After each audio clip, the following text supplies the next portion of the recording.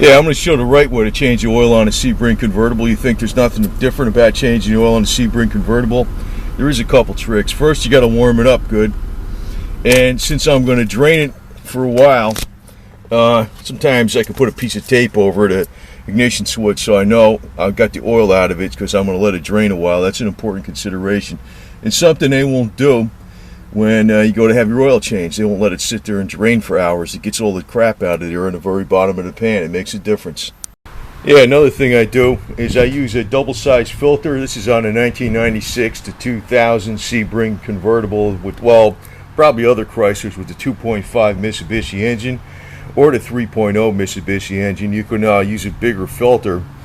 It's twice the capacity. Now, I don't really like Fram. Don't get the Frams that are orange colored. That's the cheapest one. They got like a cardboard, on the back spot of it. Like if it's, well, I don't want to go into all that garbage. The better quality Frams are better, like the XG8A.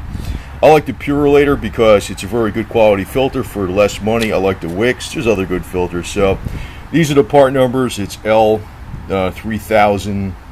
Then a 1, so actually 30,001, 3, then 3 zeros and a 1. XG8A, I like the extra guard Fram. They're okay. They're tough. That's the most expensive one, or the tough guard. I don't like the cheap Fram, the one that's orange. And this comes in orange body. And a Wicks 515-15. Now, what I do is I fill up the filters all the way with oil before I install them. And also, it behoove you to get a good filter wrench to take these off, because a lot of people use these flimsy $2 filter wrenches. And if you're going to be doing this a lot, like this thing curves like this, it's good for a lot of different sizes, a lot of different cars. This filter is very easy to get at.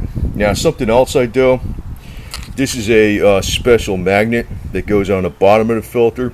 Now, it sticks to the Fram filter even with this grippy stuff, but it works a lot better with just a plain metal surface like on a Purolator. So in other words, the magnet just goes it's on there, man. It don't fall off. So what that does is it'll pick up metal particles in the bottom of the filter. Plus, it's twice as big as the filter. Now, I'm going to let this thing drain a few hours. Actually, it's even better to let it drain 12 hours if you want, but if a good way to test for this, if you look at a pan of oil and you let it drain for 5 minutes, look at the pan, go back and leave it on its side like this, and look at it 2 hours later, look at it 12 hours later. It's weird, like in 12 hours or 24 hours later, the pan will be perfectly clean versus even an hour later. That's why when they change your oil, it's, they change it, they drain it 5 minutes. There's a lot of the dirtiest stuff is still in there. That's why another reason you let it do it yourself, because you can let it drain a while. And like I said, these are double-sized filters. And let me say this, I've been doing this, I haven't had any problems. I know it's an old mechanic's trick. There's a lot of actually cars that could take double-sized filters as long as you got the room for them.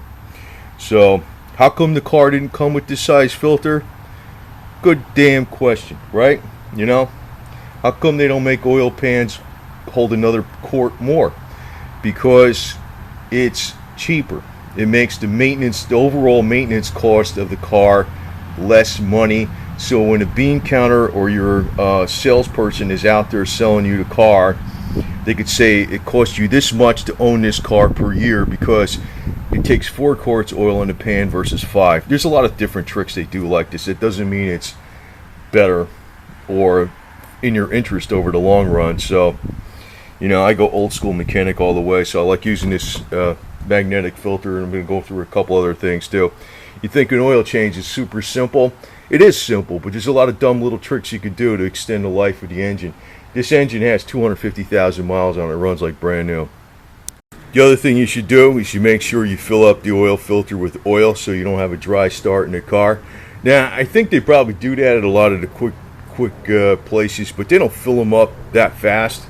They just dump some oil in there. I fill them up so they're already full, because the element, you'll think you got it full, and you look down in there and you see it's like a quarter full because the element's absorbing the oil. So I make sure it's filled up all the way before I reinstall the filter. And this way, you know, you got no dry start at all. The oil pressure's there immediately. Well, after it drains several hours, it's been draining probably 5-6 hours or something. Just that's pretty good because it gets a lot of the stuff out of the bottom of the pan. You know, if you take it to a place, they're not going to do that. They just drain it 2 minutes and they fill it up. I like using this stuff. You know, I know a lot of additives aren't the best thing in the world to add with oil. I used to use a lot of times Valvoline or Mobil 1. But I had a slight lifter tick in this engine, and I couldn't get rid of it even with additives, even with Marvel Mystery Oil. I tried this Auto RX stuff, and it got rid of the lifter tick. That was about 90,000 miles ago. And I tried it on other cars, and this stuff really does clean up the oil safely. Now, you can't use it with synthetic oil like Mobil 1, but you can use it with this type of synthetic. This is a Walmart brand. It's not really a true synthetic. It's actually a highly processed type Dino oil, and you can use this with that type of synthetic. I always put it in the oil, and this thing's got 250,000 miles on it. It runs like brand new. No lifter tick even when it's cold, and other people tried this, got the same results on this engine, so it's a good deal. Now with this, I just use a maintenance dose of about 3 ounces. I actually have it in the transmission too.